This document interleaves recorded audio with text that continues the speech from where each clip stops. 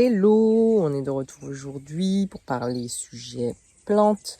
Aujourd'hui, on aborde le guéritou. Il est communément appelé en Guadeloupe tabajaco et son nom scientifique est Plucea. Je vous le mets là parce que c'est assez compliqué à prononcer. Voilà, comme ça vous pouvez le retrouver sur Google et voir si c'est ce que vous avez dans votre jardin. C'est parti.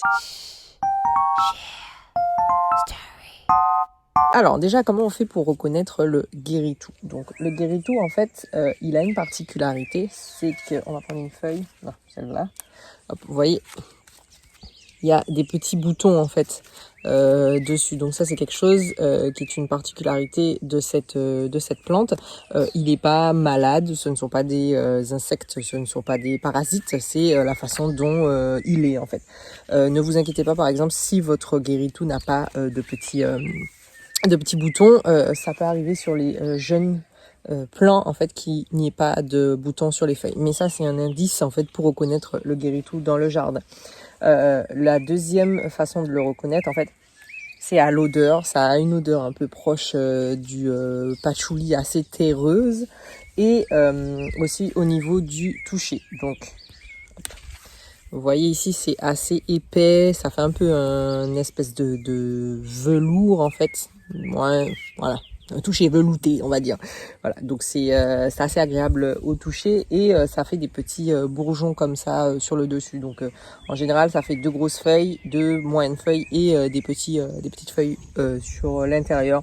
Donc c'est un arbuste en fait, donc ça peut atteindre jusqu'à à peu près presque 2 mètres de hauteur. Qui est souvent planté comme vous le voyez en fait sur les caniveaux ou alors en haie. Pourquoi? Parce que ça permet de retenir aussi la terre en fait. Donc on l'a vu sur cette vidéo ici où on parle des haies.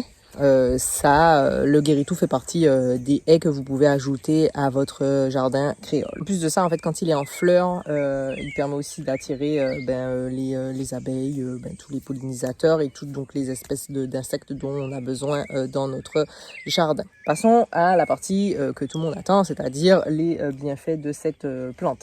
Alors, comme son nom l'indique, guéritou, en fait, ses propriétés sont larges, que ça soit en interne ou en externe. Il est utilisé pour pas mal de choses. Donc on va d'abord commencer avec l'interne. Donc il est utilisé pour les états grippales, bien sûr sous forme d'infusion. Donc on prend quelques feuilles, une poignée et comme d'habitude infusion, et on boit quelques tasses par jour. Donc ça c'est pour état grippal. Il est aussi utilisé pour les difficultés au niveau de la digestion, donc tout ce qui est stomatique. Bref, les maux du ventre. Donc ça aide les nausées, aussi pour les vermifuges, donc si vous avez des vers. Et c'est aussi utilisable, il est fébrifuge, il est diurétique. En fait, il fait transpirer les règles douloureuses donc pour réguler le cycle. Donc c'est aussi une plante à avoir dans son jardin quand on a des problèmes menstruels. Il y a une vidéo qui s'en vient d'ailleurs sur les plantes qui sont... il y en avait déjà eu une qui est sortie, mais il y en a une prochaine qui s'en vient sur récapitulatif des plantes qu'il y a dans le jardin qui peuvent être utilisées, mais vraiment toutes les plantes insoupçonnées qui peuvent être utilisées pour règles douloureuses, problèmes de menstruation, abondance, etc. En fait, les meilleurs amis de la femme. Voilà. Ensuite, bien sûr, il est anti-inflammatoire, analgésique, donc c'est pour ça aussi qu'il aide à soigner, à apaiser les douleurs. Parce que je l'ai dit qu'il était aussi apéritif, donc je pense pas que j'ai dit qu'il est apéritif. En gros, ça vous permet si vous n'avez pas d'appétit, ça vous permet de stimuler aussi votre appétit. Maintenant, on passe à l'externe. Externe, nous, par exemple, on l'utilise dans notre huile antidouleur, donc en corrélation avec la consou de l'huile de coco pour justement calmer les douleurs articulaires et musculaires. Je vous mettrai le lien de l'huile apaisante si ça vous intéresse. Elle est livrable partout dans le monde. Juste venir nous écrire un petit message parce que le site internet est en train d'être équipé de la gestion pour la livraison à l'extérieur de la Martinique. Bref, fermeture de parenthèse. Donc pourquoi il est utilisé dans notre huile? Parce qu'en fait il calme les myalgies. Myalgie. Oui, myalgie. Oui, c'est ça qu'on dit. Myalgie musculaire. Et articulaire en fait, donc tout ce qui est lié aussi au rhumatisme, de l'arthrose, toutes les douleurs en fait que l'on peut rencontrer, comme c'est un calmant et un anti-inflammatoire inflammatoire. En général, vous pouvez l'utiliser tel quel, juste en cataplasme. Nous, on a en fait décuplé ses vertus par la macération et donc en le combinant à la consoude qui, elle aussi, a des vertus pour les muscles et les articulations. Voilà.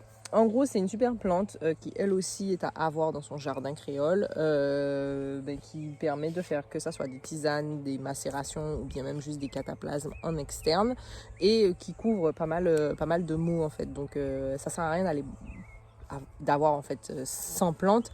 Parfois, une plante peut juste couvrir 10 autres plantes en fait. Donc, voilà. Je sais pas si ce que je viens de dire était clair, mais en tout cas, moi, je me comprends. Voilà. Donc c'est fini pour aujourd'hui, comme je vous ai dit, c'est toujours très court, droit au but. Voilà. Laissez-moi savoir si vous avez du guéritou dans votre jardin. Laissez-moi savoir comment on l'appelle là où vous êtes. Les plants de guéritou sont aussi disponibles dans notre pépinière virtuelle. Si vous voulez, un guéritou chez vous, c'est possible. On vend également le feuillage. Donc si vous n'avez pas de place et que vous voulez juste essayer le guéritou, c'est possible. Voilà. Et puis comme d'habitude, un petit like, un petit partage si quelqu'un a besoin de voir ça. La cagnotte est toujours en ligne. Le lien est en description. Puis on se retrouve la prochaine fois pour une nouvelle vidéo. Bye bye.